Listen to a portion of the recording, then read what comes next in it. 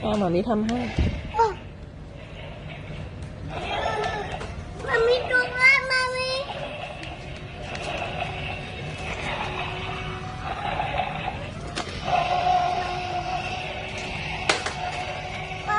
ยกให้หมามียกไปหน่อย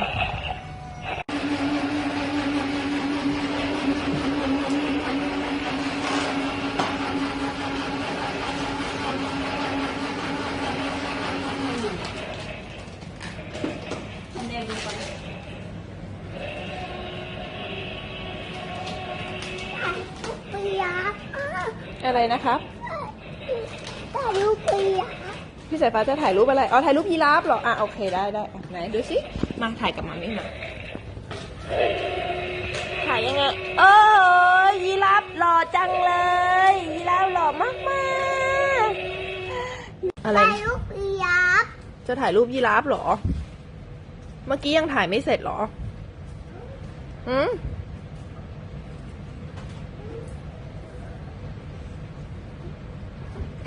พี่พายุทำอะไรพี่พายุก็จะถ่ายรูป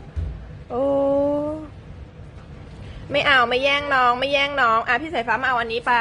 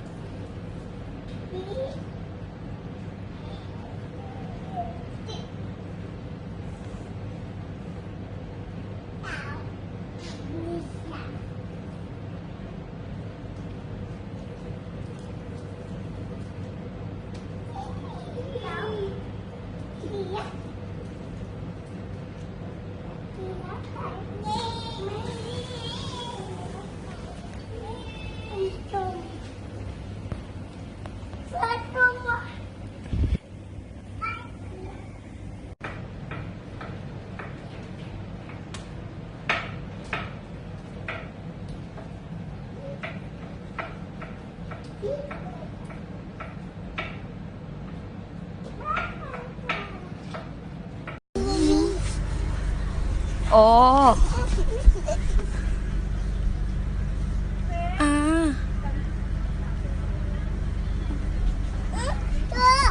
โว้ย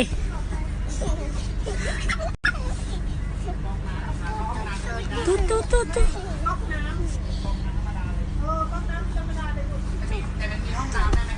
เอามาเก็บนี่กูแล้วพี่ใส่ยิบอันนี้เก็บนี่เก็บอันใหม่มีอันไหนมองเห็นไหมมองเห็นใต้น้ำไหมยิบวับโอเคโทรมา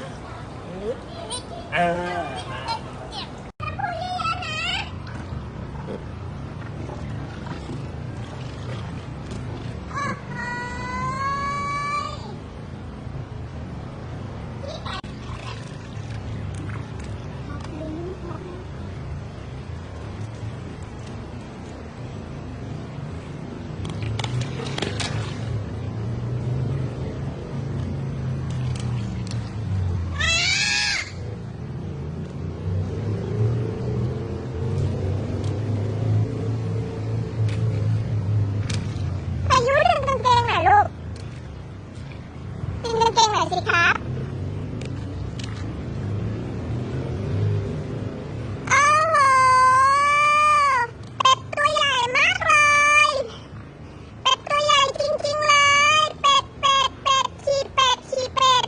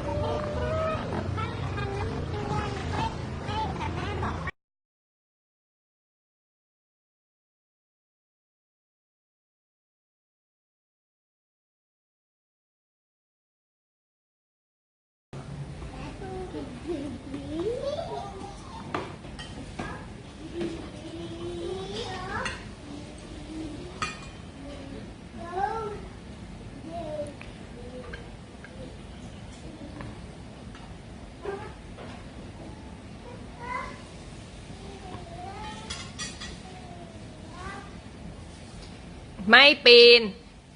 นะสายฟ้าลงมา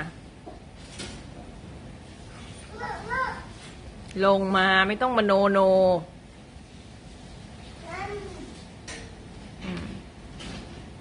พอกันทั้งพี่ทั้งน้อง ลงมา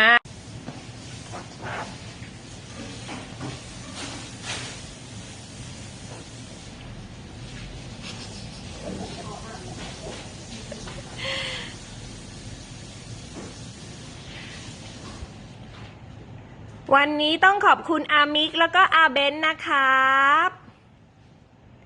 ส่งข้าวผัดปูมาให้พวกผมแล้วก็กุ้งตัวใหญ่ๆนะครับนี่แล้วมีแก้วน้องปิมด้วยหย่อยไหมพี่ฉายฟ้าอ่ะหย่อยอ่ะอ้วนงามงามงาม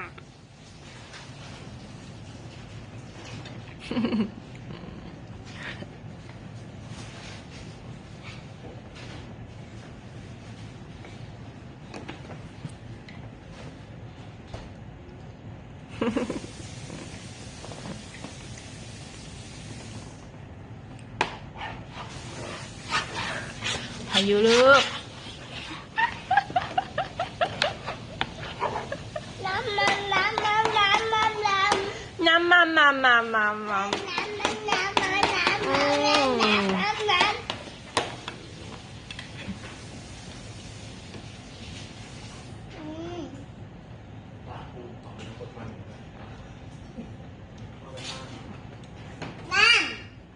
น้ำครับน้ำ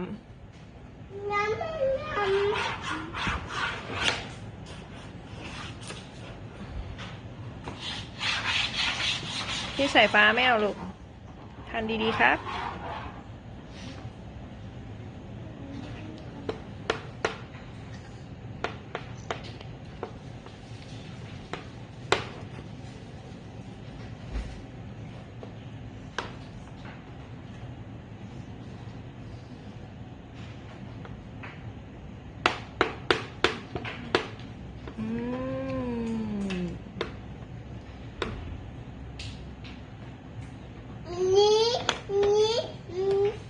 เอาอะไรครับ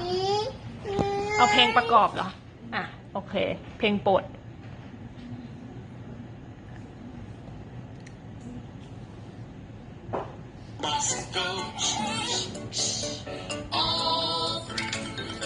พี่พายุไม่เบื่อเพลงนี้อะครับ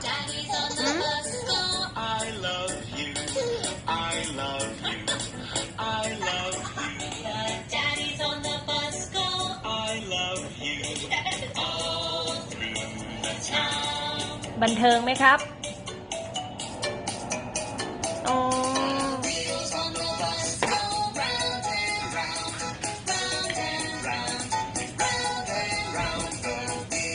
โอ้